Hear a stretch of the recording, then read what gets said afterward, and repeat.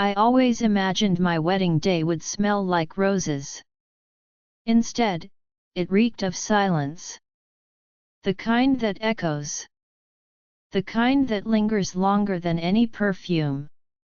The guests were murmuring behind me, hundreds of eyes fixed on my back as I stood alone at the altar, holding a bouquet that now felt like a cruel joke. My hands trembled, not from nerves, but from knowing something was horribly wrong. He wasn't coming. Not late. Not stuck in traffic. Not trying to surprise me. Gone.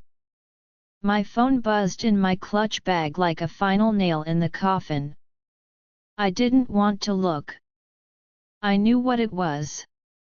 But like a masochist craving pain, I opened it anyway. One new message from Daniel. I'm sorry. I never stopped loving her. Please don't hate me. Her. His ex Lana. The same woman who'd ghosted him 2 years ago. The same woman who had the audacity to show up at our engagement party just 3 weeks ago and tell me with a sickly sweet smile, if it's meant to be, it'll come back. I should have known. I should have listened to that twist in my gut that whispered danger. But I was too in love. Too blind. Too determined to have my happy ending. And now here I was, in a custom-made ivory dress, under a floral arch that cost more than a car, abandoned. No warning. No confrontation. No closure. Just that message. A part of me wanted to collapse right there. To scream. To cry. To ask why me in front of all those guests. But I didn't. Instead, I straightened my spine. I handed the bouquet to my sister, stepped down from the altar, and walked out of that church with my head held high. They didn't get a show. At least, not yet. I didn't go home. Not to the apartment we were supposed to move into. Not to my parents' place, either. I went to the one place no one would expect work. Blackwood and Chase was a cold, glass tower with tinted windows and floors that smelled of ambition. Most people would never dream of returning to their corporate job an hour after being left at the altar, but I wasn't most people anymore. I wasn't a bride. I was something else now. I stepped into the elevator and hit 42, the executive floor. A security guard tried to stop me, but I flashed my keycard and didn't even break stride. My boss's office was at the end of the hallway. The nameplate still read Julian Blackwood, engraved in steel. I pushed the door open.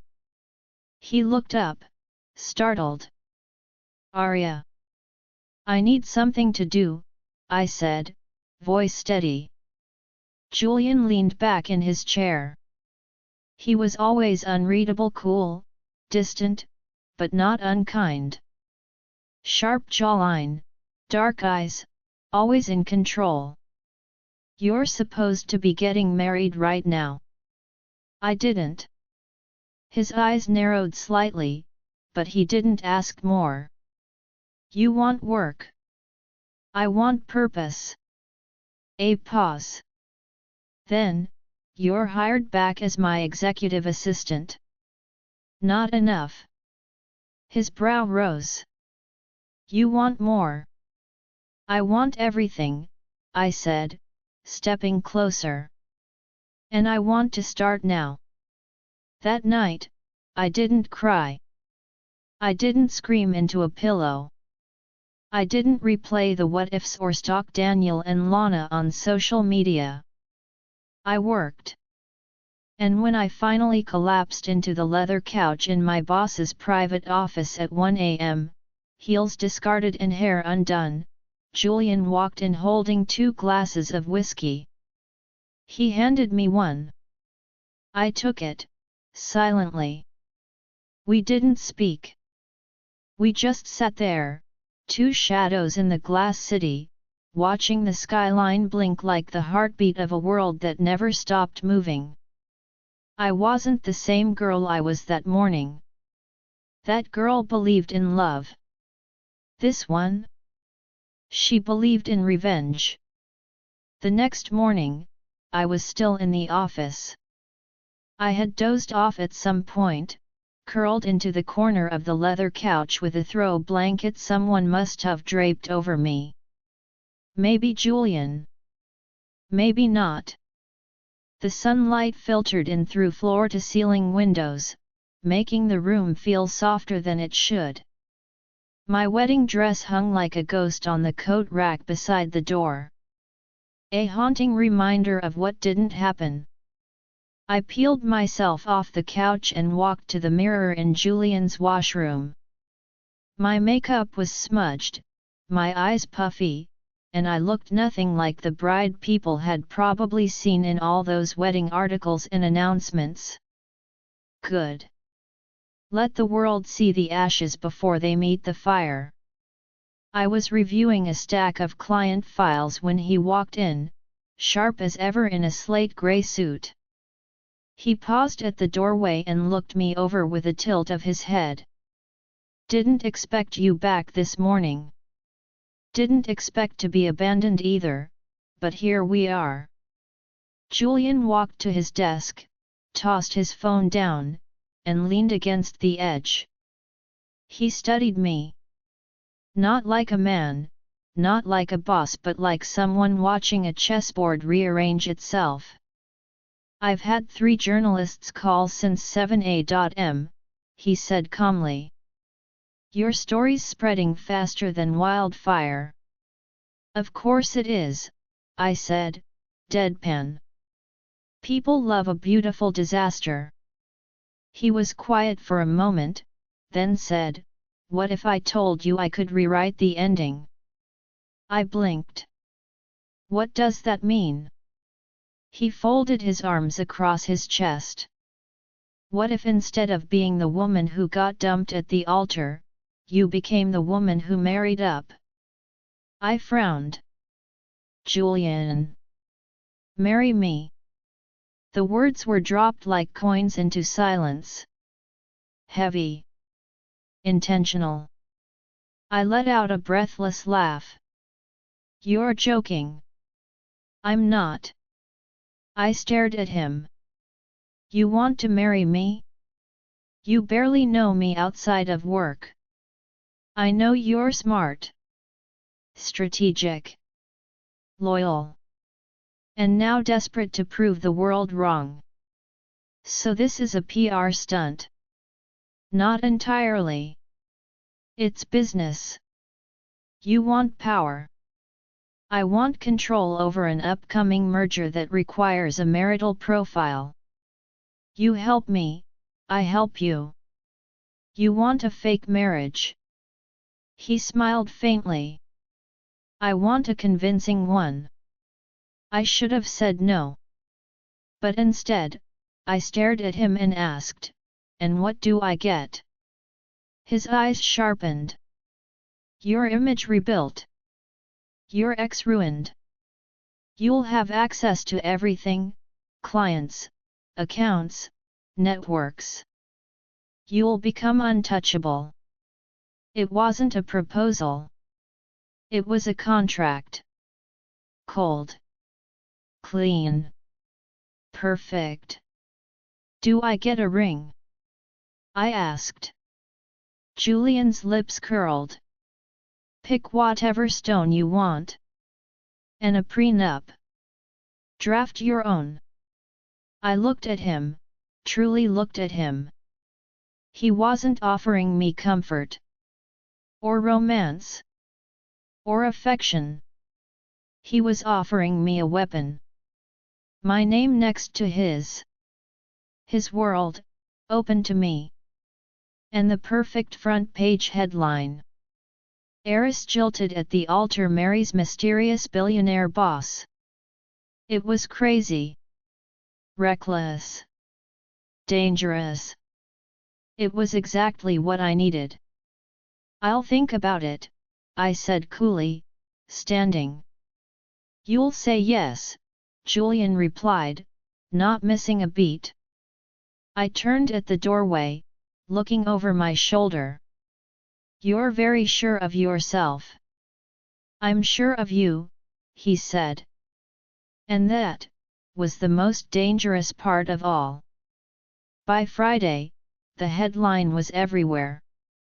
Blackwood's secret bride, billionaire CEO marries betrayed heiress. The photo they used was from the courthouse. I wore a black dress, no veil, no makeup, and no smile. Julian stood beside me in a crisp navy suit, his hand loosely around my waist, his expression unreadable. We looked like power. No love. No romance. Just strategy wrapped in designer suits and high-stakes ambition.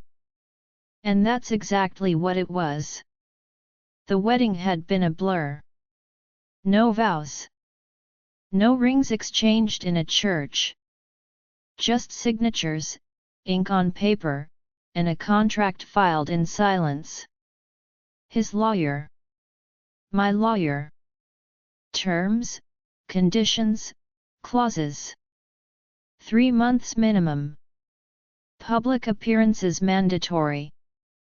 Private lives? Off limits unless agreed upon. No actual intimacy unless renegotiated. A marriage, in name.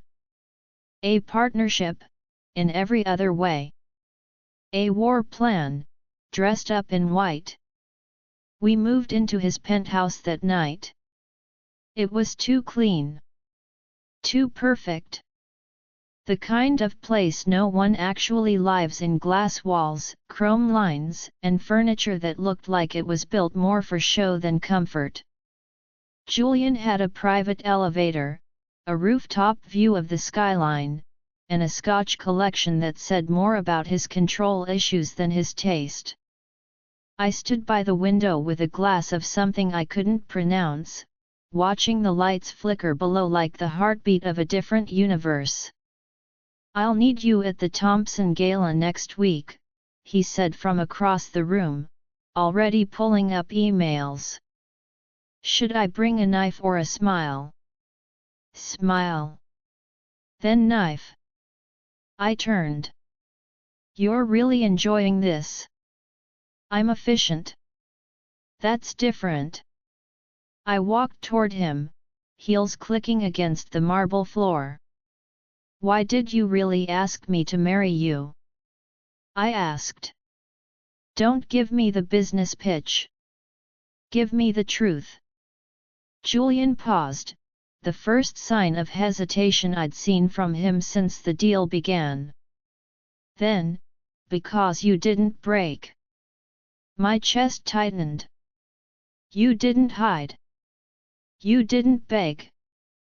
You walked into the fire and asked for a bigger match, he said, stepping closer. That's rare. I wasn't sure if it was a compliment or a warning. Maybe both. The next few days blurred together: gala fittings, stylists, headlines, press releases. Daniel hadn't said a word. But Lana had. She'd posted a carefully filtered photo of her hand engagement ring glinting on her finger with the caption, "Some things are worth waiting for." The comments were brutal. Didn't she steal her best friend's fiancé? So tacky. Daniel downgraded, clearly. Aria's living her best revenge era. I should have felt smug. I didn't. I felt something colder. Purpose. Julian and I made our first public appearance as a married couple at the Thompson Gala. He wore a tux like he was born in it. I wore a blood-red gown with a slit high enough to cut someone's pride. The media couldn't get enough. Flashbulbs burst like fireworks. Mr. and Mrs. Blackwood look this way. Arya, how does it feel to go from jilted to jackpot? Julian's hand settled on the small of my back. Not possessive. Strategic. It feels, I said, lips curving into a slow smile, like I upgraded. The room buzzed. Somewhere in the crowd, I spotted Daniel. And Lana. She wore ivory. Of course she did. Daniel's eyes met mine. For a flicker of a second, he looked regretful. Then, afraid. Good. I leaned into Julian just slightly and whispered, "They're here." "Let them watch," he murmured back, glass raised in mock toast. And I smiled. Because for the first time in weeks, I wasn't the girl he left behind. I was the woman standing beside a man they couldn't touch. Revenge isn't loud. It's silent. Surgical. And slow. The first cut I made was at the base of Daniel's career. It started with a single email forwarded to me anonymously, but I had a good guess who it came from. Maybe someone still loyal to me at the firm where Daniel worked. Maybe someone who just hated seeing a liar win. The email contained data proving Daniel had been falsifying project reports to inflate his team's numbers for over 6 months. Subtle, not enough to trigger alarm but enough to spark a deeper investigation if it landed in the right hands. So I made sure it did. I sent it to the board of his company under an untraceable alias. No message. No signature. Just truth. Meanwhile, Lana's glossy little influencer world was cracking, too. I discovered her secret first. She wasn't just back for Daniel. She was back because her last sugar daddy had dropped her and left her drowning in quiet debt. Her luxury was a facade, borrowed bags, leased cars, favors owed to shady people she pretended not to know. So I reached out to one of those people. A man named Roan, who'd once tried to launder money through my father's company before we cut him off. I told him where to find Lana. Politely. Formally. He responded in kind. I do miss her. Maybe it's time she returned my calls. I didn't smile when I read it. I wasn't enjoying this. But I felt something close. Control. At night, the walls between Julian and me began to thin, not physically, not yet. But in other ways. He started waiting up for me. Pouring a second glass of wine when I entered the room. Asking how my day was not because he had to, but because he wanted to understand the engine behind the calm I wore like armor. One evening, he watched me fold a list of to-dos for the next board meeting. He didn't speak for a long while. Then, softly. "You're not who I thought you were." I glanced up. Who did you think I was? A woman pretending not to be broken. And now? Now I think, you're rebuilding from the ground up. Not pretending at all. I didn't reply. Because if I spoke then, something would have cracked open. And I wasn't ready for that yet. Daniel called me for the first time 3 days later. I didn't pick up. He texted next. "Arya, please. Can we talk?" It wasn't supposed to happen like this. Supposed to? He left me in a white dress with hundreds of guests and a silent phone. I didn't respond. Not yet. But I showed the text to Julian. He looked at it, then at me. You're going to talk to him, he said. It wasn't a question. I am. Alone. Yes. He studied me. Be careful. I raised a brow. Afraid I'll lose my edge. No, he said. Afraid he'll make you feel small again. And I like the version of you that doesn't flinch. Something tightened in my chest. Do you? His voice was low. Yes. I do. The meeting with Daniel took place in a quiet coffee shop, a far cry from the diamond-studded wedding we never had. He looked tired. Unshaven. Guilty. I didn't plan to leave you like that, he said immediately. But you did. He rubbed a hand down his face. I don't even know how it all spiraled. Lana, she showed up and said things that made me question everything. Said she regretted leaving. That she wanted to fix things. And you believed her. I thought maybe I never got closure. That maybe it was fate. Or maybe you were just too much of a coward to face the life we built. He looked up sharply. I loved you. He whispered. You didn't love me enough to stay, I replied, standing. And now you don't even get to apologize. Arya, please just wait. I leaned down, lowering my voice. You didn't just break my heart, Daniel. You handed it to a woman who already knew how to ruin it. His face paled. And now? I added with a tilt of my head. Now I'm returning the favor. Then I walked out, heels clicking like punctuation marks. I didn't look back. Julian was waiting when I got home. No words, no questions, just the sound of jazz humming low from his vintage record player and the clink of ice in a glass. I told him, I said, kicking off my heels. Julian raised a brow. Everything. Enough. He poured me a drink, neat. No garnish. No sweetness. Like him.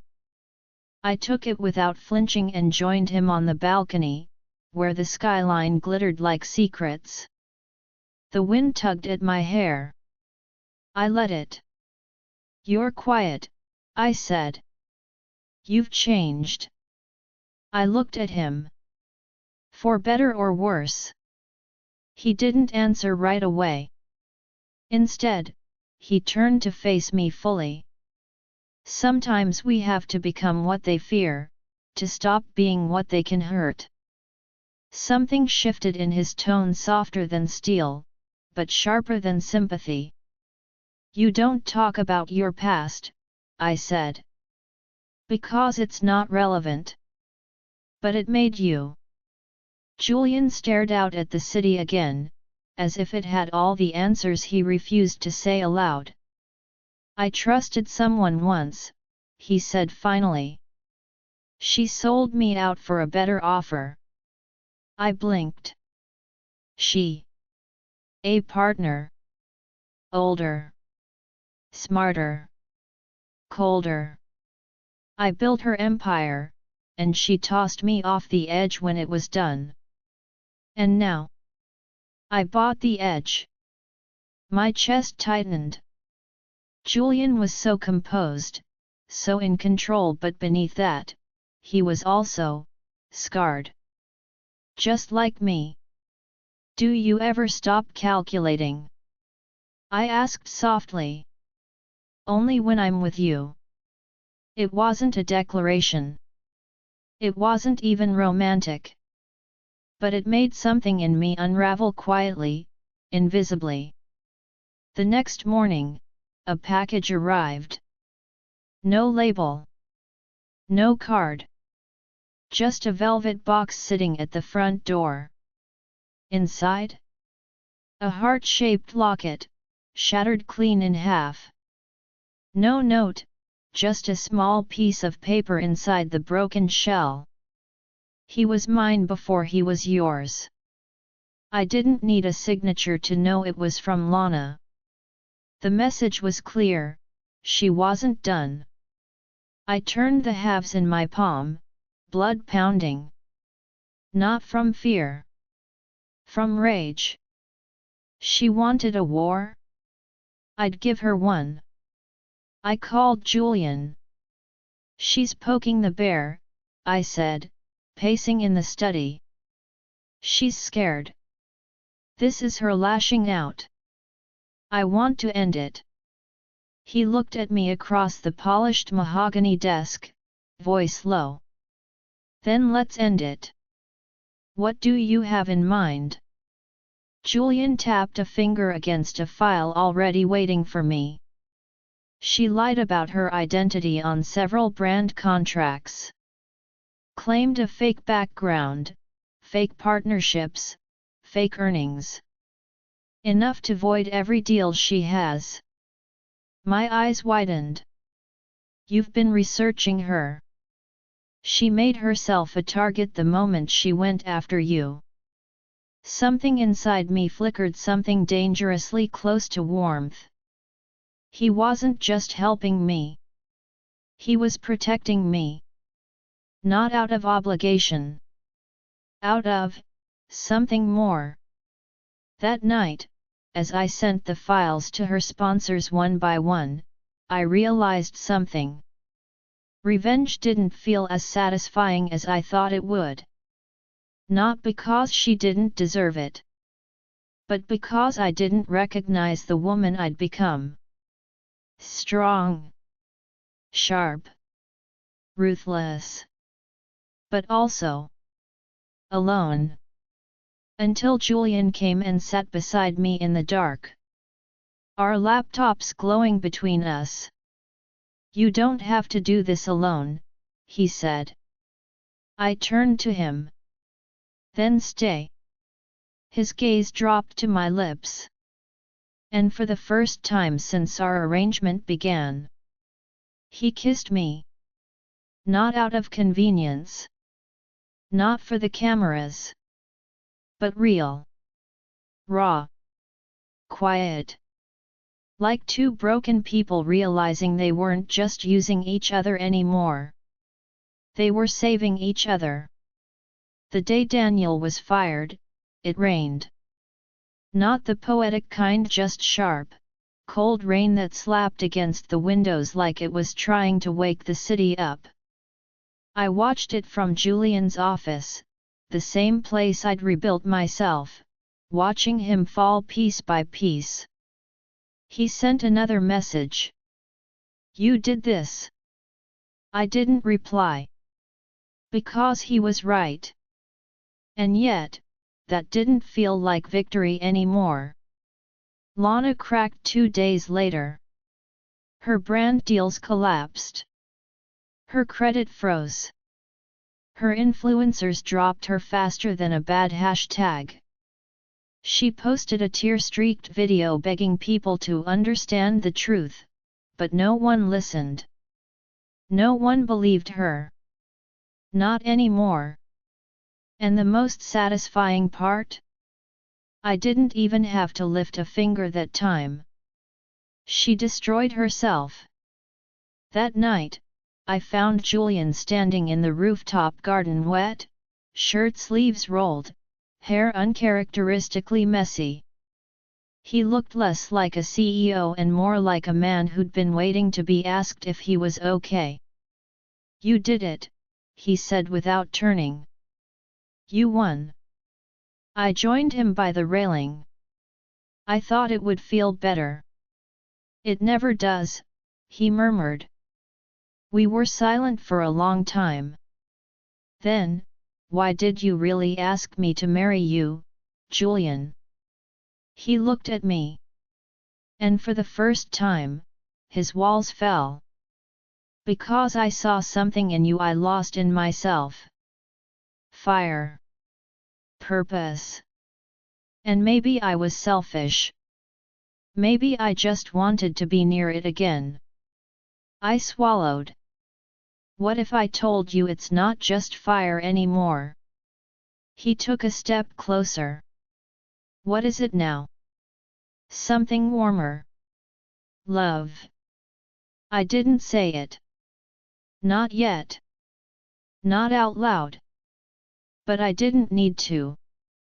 Because he kissed me again, not out of strategy or comfort, but because he finally could. Because there was nothing left between us but truth. Weeks passed. The public still buzzed, but it faded because scandals always do.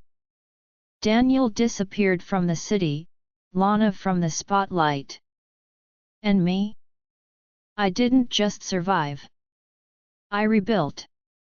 I launched a new business with Julian, an investment firm for women burned by power games. We called it Ash and Bloom. Because out of ashes, something beautiful can still grow. On the anniversary of the wedding that wasn't tea, Julian brought me roses. Black-tipped, blood red. I thought we didn't do anniversaries, I teased. We don't. But we do milestones. I laughed, tucked one behind my ear. You know, we never really had a real wedding. He raised a brow. Is that a complaint? Just an observation. He stepped closer. What if I said I wanted a second chance? To marry me? To do it right? I blinked. He reached into his jacket and pulled out a velvet box. Inside? A ring, not flashy, not loud. Elegant. Strong. Subtle. Like everything we'd built. No contracts. No clauses, he said. Just yes or no. I stared at it, then up at him. This wasn't revenge. This was home. Yes, I whispered. And this time?